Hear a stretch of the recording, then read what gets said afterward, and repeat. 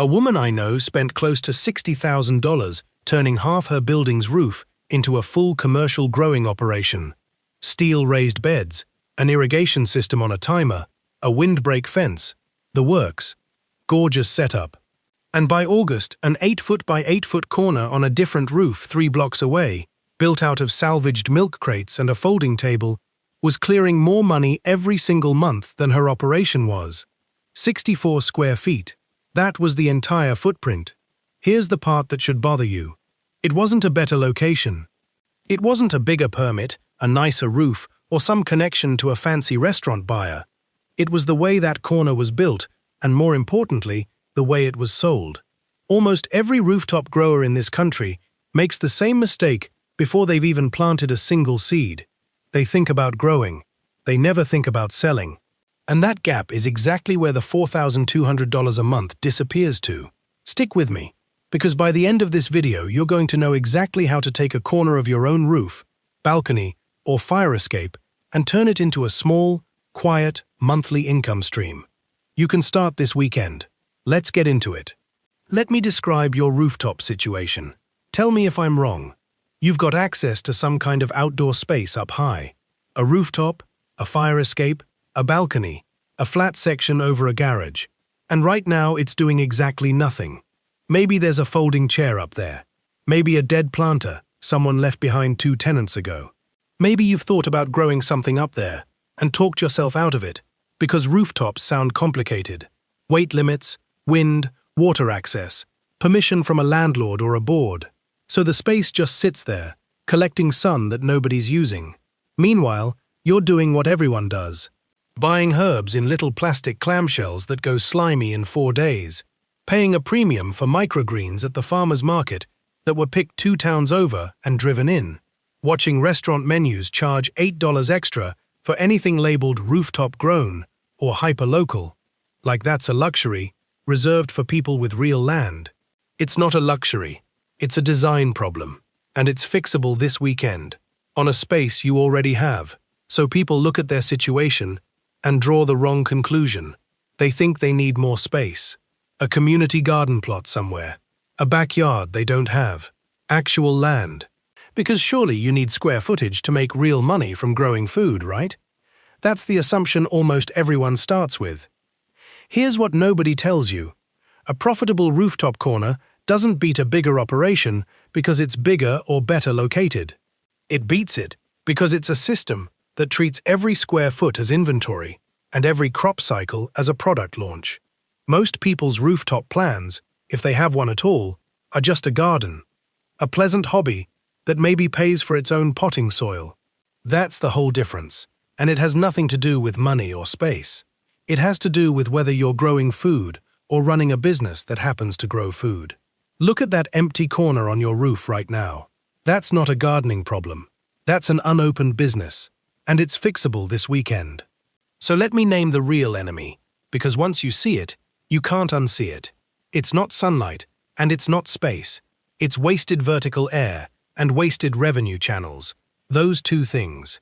Every cubic foot of air above your containers that isn't growing something, and every crop that only gets sold one way. That's where all your money leaks out. Think about how a typical hobby rooftop garden grows. Flat, a single layer of pots sitting on the roof deck. Spaced out, because that's how the nursery tags told you to space them. With empty roof surface between every container, doing nothing but collecting heat. And that layer sells one way, if it sells at all. Extra tomatoes given to a neighbor. A few bags of lettuce nobody charges for, because it feels awkward to ask. Now picture the opposite. Picture a corner that grows up on trellises and shelving, turning flat container footprint into 3 or 4 vertical layers of production.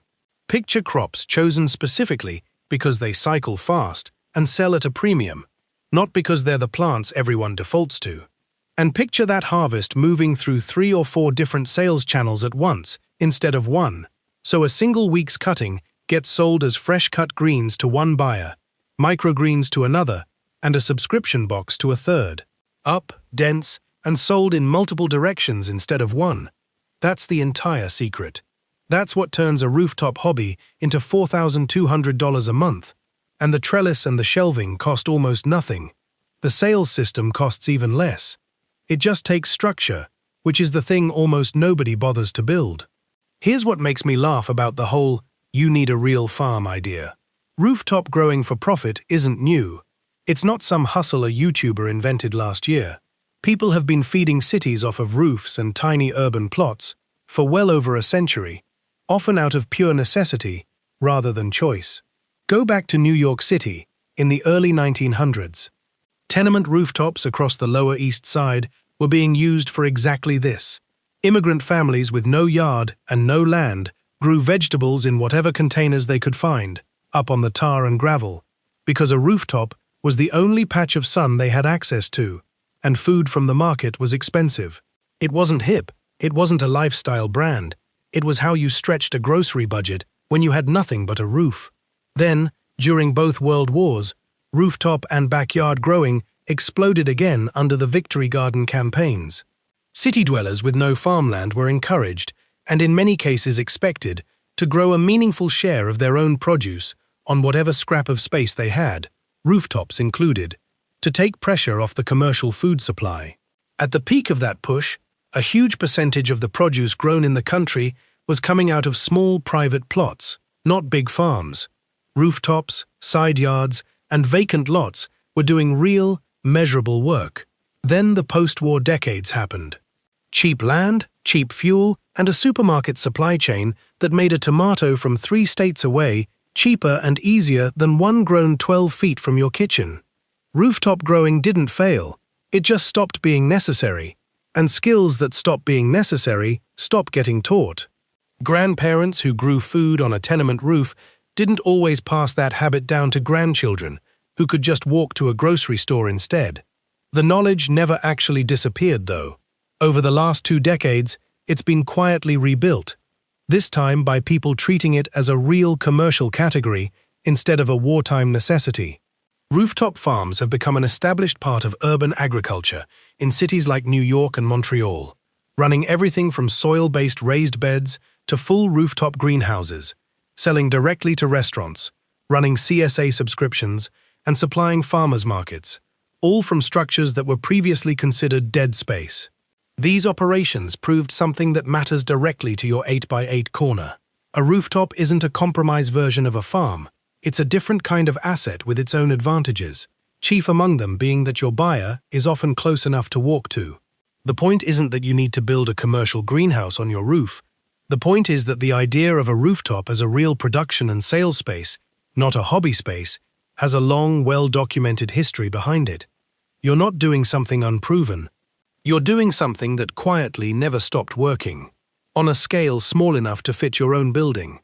And notice the pattern in every single one of those examples: the tenement growers, the Victory Garden households, the modern rooftop farm operators. None of them started with acreage. None of them waited for the perfect piece of land to become available. They looked at the flat, sunny, underused surface directly above their own heads and asked a different question than everyone around them was asking. Not, how do I get more land, but how do I get more out of the space I'm already standing on? That's the exact same question this video is asking about your 8x8 corner, just with 100 years of proof sitting behind it instead of none. It's also worth being honest about why this particular piece of knowledge got buried a little deeper than most. Backyard gardening at least stayed visible, even as it faded into a hobby. Rooftop growing mostly vanished from public view entirely, because rooftops themselves are private, inaccessible, and easy to forget about unless you happen to live under one. You don't drive past a rooftop garden on your way to work the way you might notice a backyard bed. That's part of why so many people today assume a rooftop is dead space by default, rather than an asset with a track record. It's not that the idea failed, it's that it went somewhere almost nobody could see it. Before we get into the actual build and the actual money, if you want the full system saved to your feed instead of scrolling past it, hit subscribe now. That's all. Let's build the corner.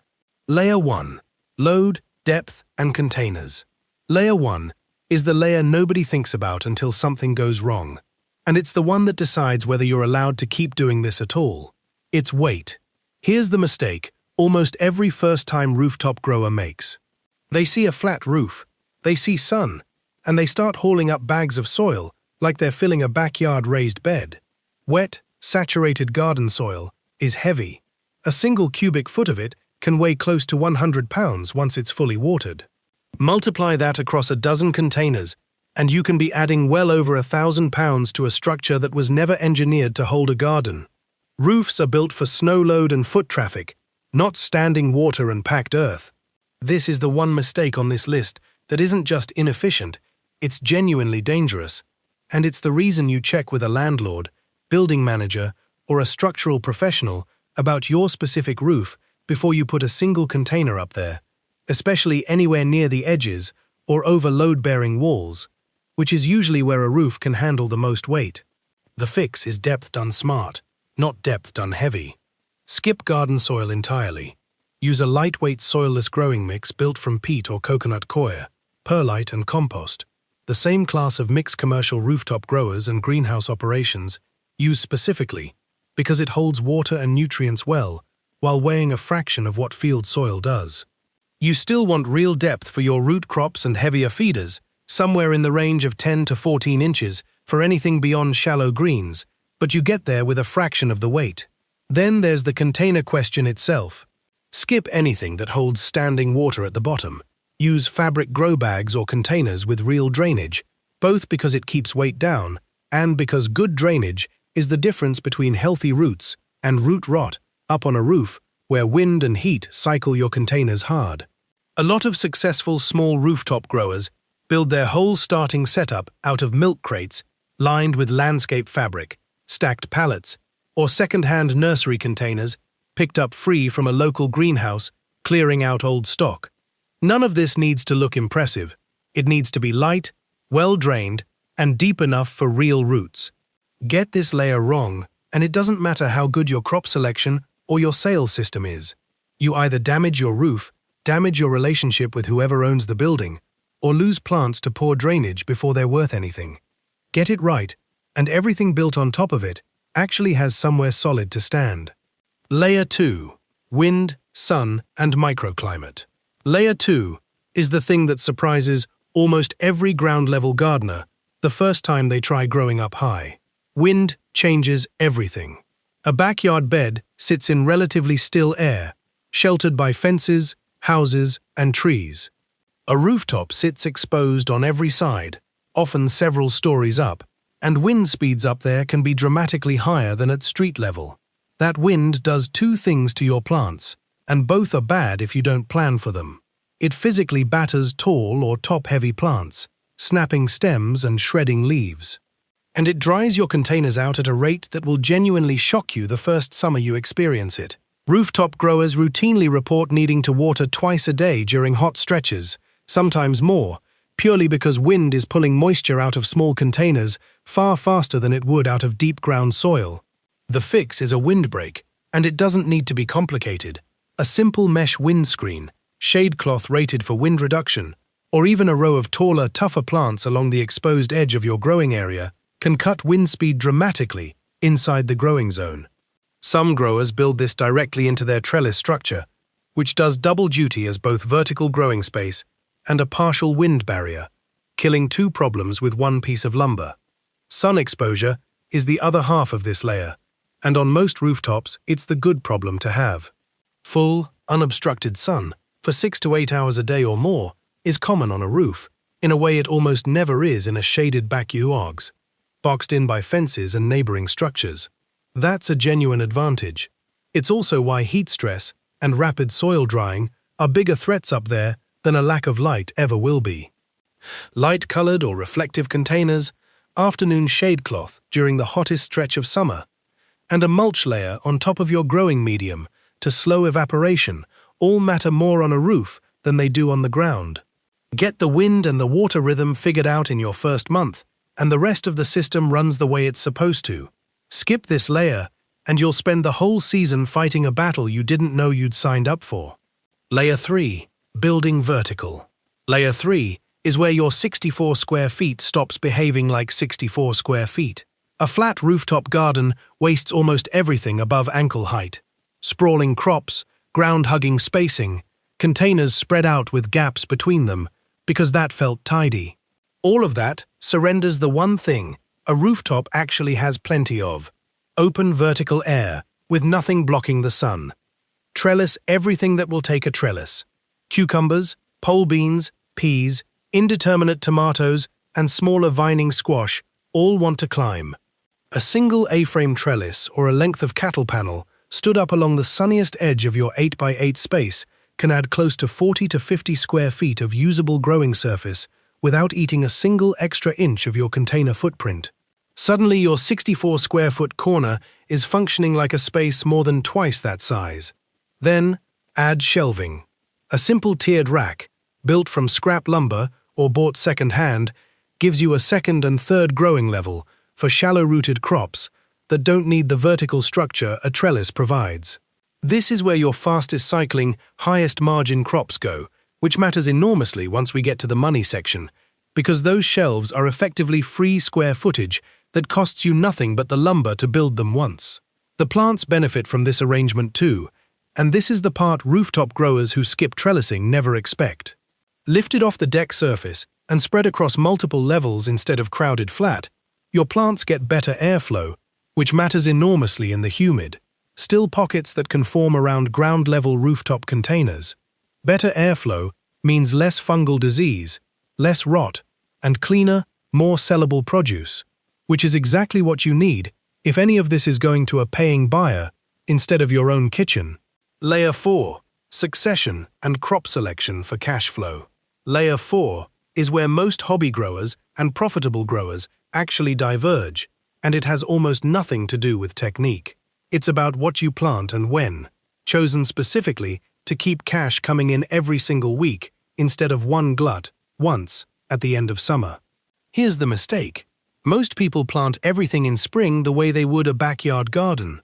Tomatoes, peppers, a few herbs, all maturing around the same time, all ready in a big rush in July and August, and then nothing.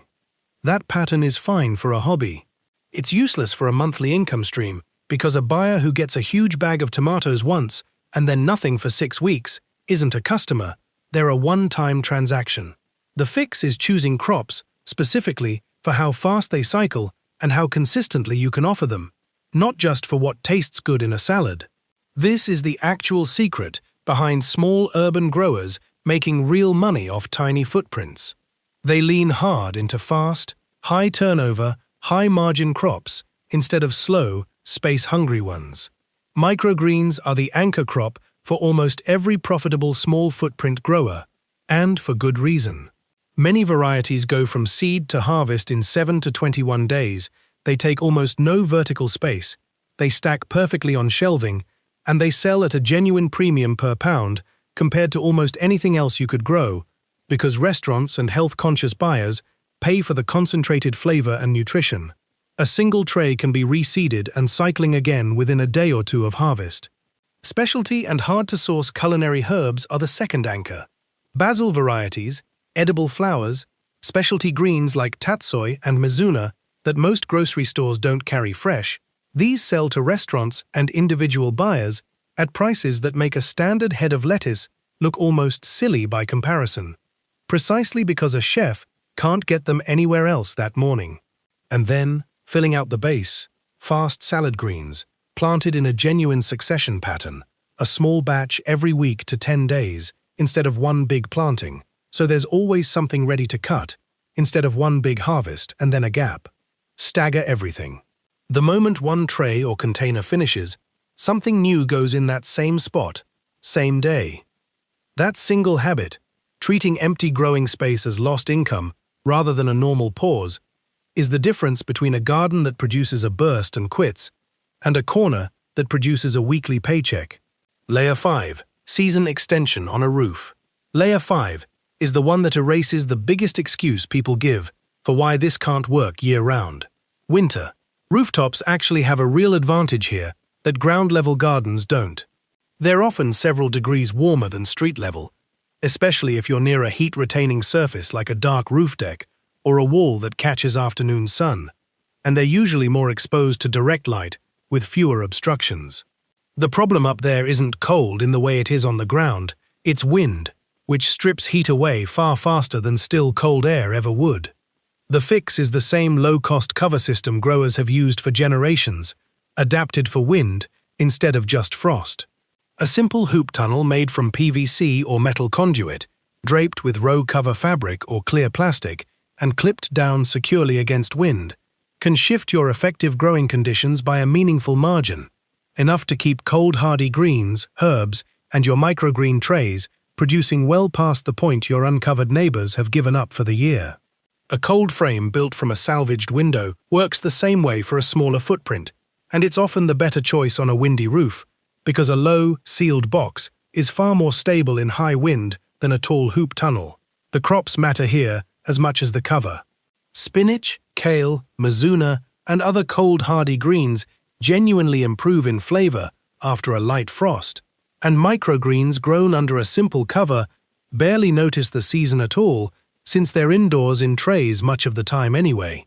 A $40 to $60 investment in cover materials can realistically buy you 2 to 3 additional months of sellable product on each end of the calendar, which directly translates into 2 or 3 more months of income instead of a hard stop every October. I want to tell you where this comes from, because I didn't start out running numbers like this. 2 seasons ago, my rooftop setup was 6 mismatched pots along one wall, planted with whatever looked nice at the garden center in May. I gave most of it away because it felt strange to charge friends for a couple of tomatoes. By September, the pots were empty. The wind had knocked over half of them at least once, and I genuinely thought rooftop growing just wasn't worth the effort for anyone who wasn't running an actual commercial operation with real land and real staff. Then I stopped thinking about it as a garden and started thinking about it as a small business with a 64 square foot storefront. One winter, I rebuilt the whole corner. Lightweight fabric containers instead of heavy pots. A trellis along the windward edge that doubled as a windbreak. A tiered shelf system for microgreen trays. A hard rule that no tray or container sat empty for more than a day before something new went in. And instead of giving everything away, I picked 3 ways to actually sell it before I planted a single seed. The next season didn't look anything like the first one. I wasn't harvesting a big rush of tomatoes in August and nothing else all year. I had something ready to sell almost every single week. Microgreens cycling every 10 days. Herbs going out to 2 small restaurant orders. Greens filling a tiny 4-person subscription box I ran through a group chat. And here's the honest part I want you to actually hear. I wasn't smarter or more talented than the version of me with the 6 mismatched pots. I was running the same size space with a system instead of without one. That's the entire difference between a rooftop that's a hobby and a rooftop that pays you. The money breakdown. Now let's actually walk through where $4,200 a month comes from, because a number like that means nothing without the math underneath it.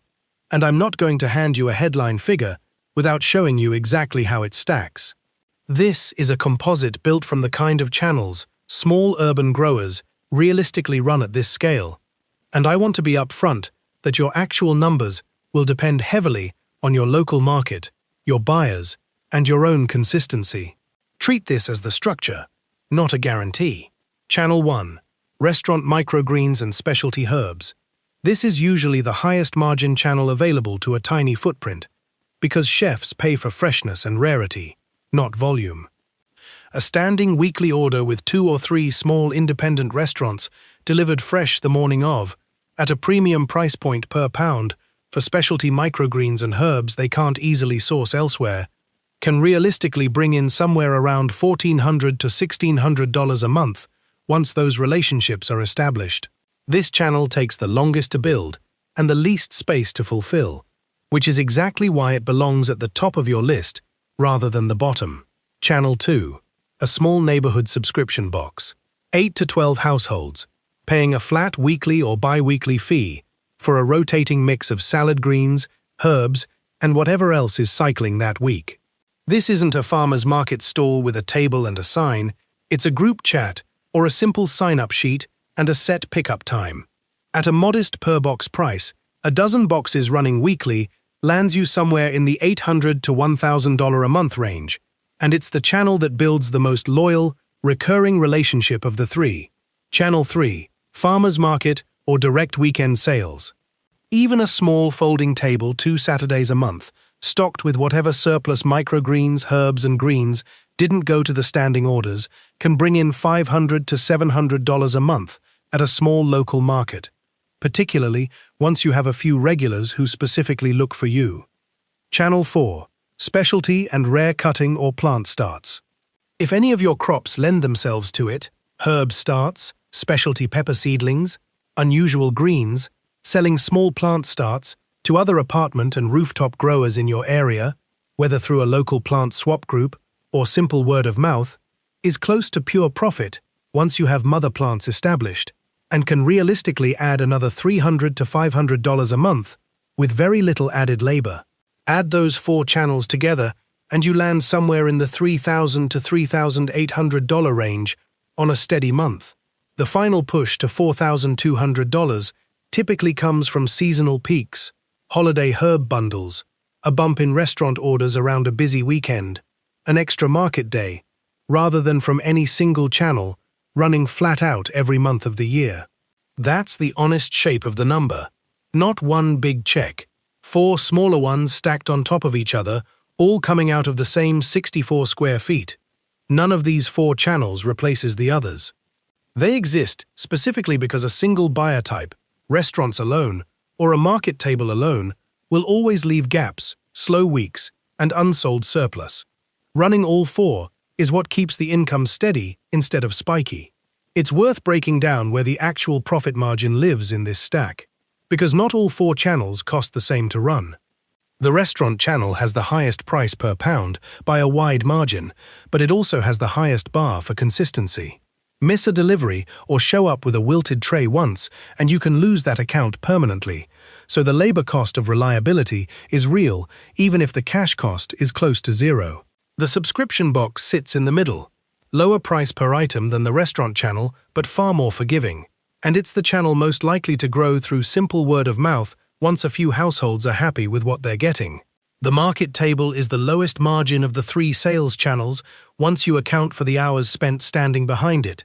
But it's also the best channel for offloading whatever surplus the other 2 didn't use, which means it's less about generating new income and more about making sure nothing you grew goes to waste. And the plant starts channel is close to pure profit precisely because it isn't selling food at all. It's selling a season's worth of your own propagation work in miniature, which is why it belongs on this list, even though it's the smallest number of the 4. Here's the part that matters most if you're doing this math for your own roof, instead of just watching the number go by. You don't need all 4 channels running at full capacity to hit a number like this. A grower who only ever builds 2 solid restaurant accounts and a steady dozen household subscription box, and skips the market table and the plant starts entirely, can land close to this same total, with roughly half the moving pieces to manage. The 4-channel version isn't a requirement, it's a ceiling. The same way the $6,000 figure in a fully matured backyard nursery operation is a ceiling and not a starting point. Pick 2 channels you can actually run consistently before you try to run all 4. Before you go build this, let me walk you through the mistakes I made and the ones I watch other rooftop growers make constantly. Because you can do almost everything right and still have one of these quietly wreck the whole plan. Mistake 1. Skipping the weight check. This is the one that isn't just a lost harvest, it's a real safety and liability issue. Never assume a roof can handle a garden just because it looks flat and sturdy. Get a real answer from a landlord, building manager, or structural professional before you haul a single bag of growing medium up there, especially near roof edges or unsupported spans. Mistake 2. Underestimating wind. People plan for sun and forget that a roof several stories up behaves nothing like a backyard. Skipping a windbreak is the single most common reason first-season rooftop growers lose plants or burn out from watering twice a day just to keep up with evaporation. Mistake 3. Growing what you like instead of what sells. A rooftop full of full-size tomatoes and slow-maturing crops feels like a real garden, but it's a poor use of premium, weight-limited space. The money is in fast, high-turnover, high-margin crops. Reserve a small amount of space for personal use crops if you want, but don't build your income plan around them. Mistake 4. Building the sales system last. This is the mistake that separates a hobby from an income stream more than any growing technique on this list. Don't wait until you have a harvest to figure out who's buying it. Line up at least one standing buyer, a restaurant, a small subscription group, before your first real harvest comes in, so nothing goes to waste while you scramble to find somewhere to sell it. Mistake 5. Trying to run all 5 layers and all 4 sales channels in month 1. You will burn out. Build the container system and get your weight and drainage right first. Get one crop cycling reliably. Add the trellis. Add one sales channel. Then the next. The growers who make this last are the ones who build it in stages over a season or two, not the ones who try to launch a full operation on day 1. There's also a legal and practical layer worth being straight about, the same way any honest breakdown of a small food business should be. Selling food you grow, even a small amount, may fall under local health, zoning, or cottage food rules depending on where you live, and those rules vary enormously by city and even by neighborhood. A rooftop farm operation selling into a formal wholesale or restaurant channel and a casual neighborhood subscription box you run through a group chat can sit under very different regulatory expectations. This is genuinely worth a real check with your local health department or a quick search of your city's cottage food and home business rules before you scale past giving food to friends. It's a small amount of homework relative to the upside, and skipping it is how a good side income turns into an unexpected problem a year in.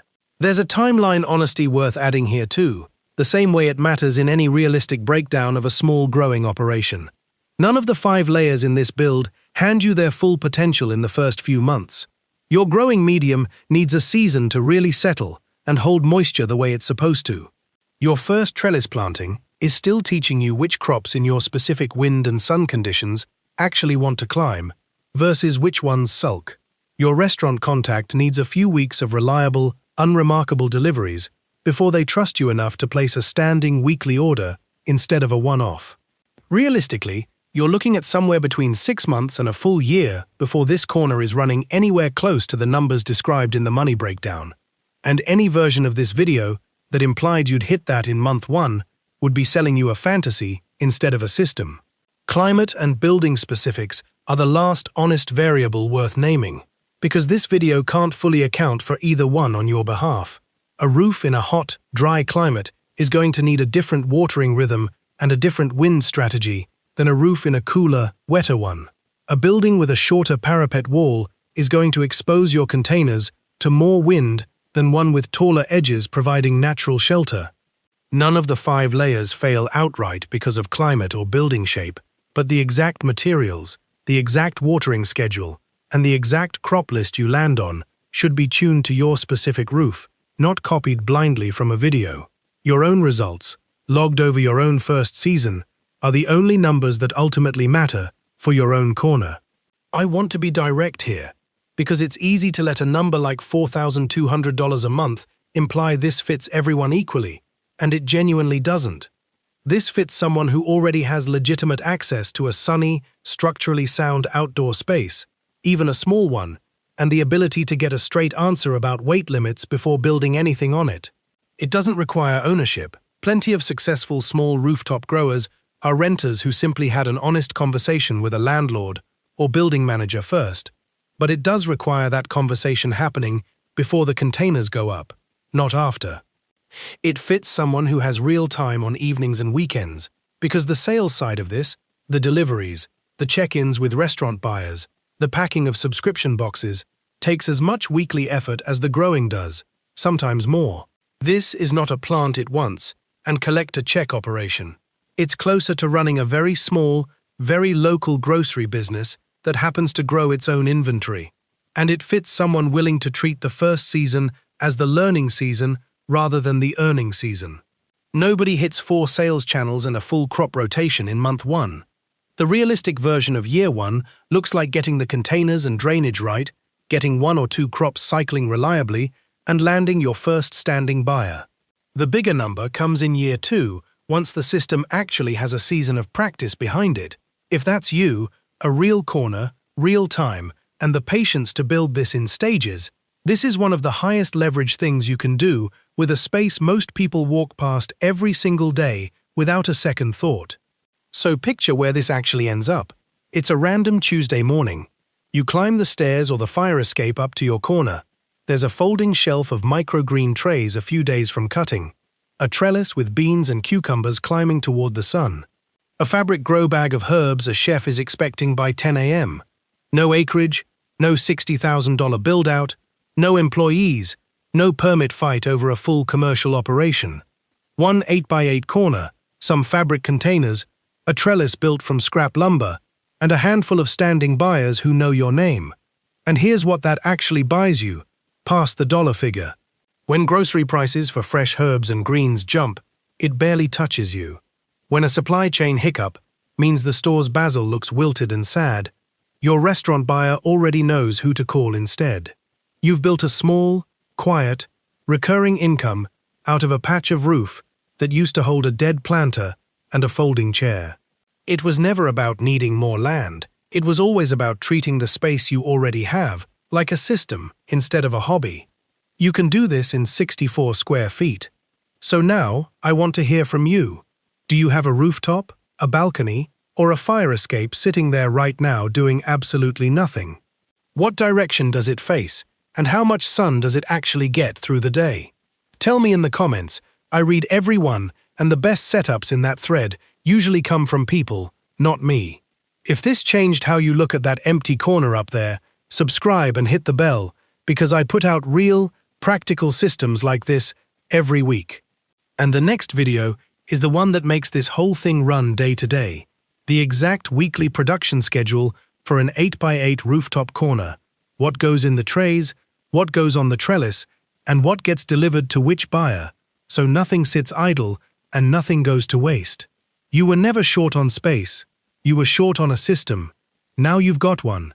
Go build the corner.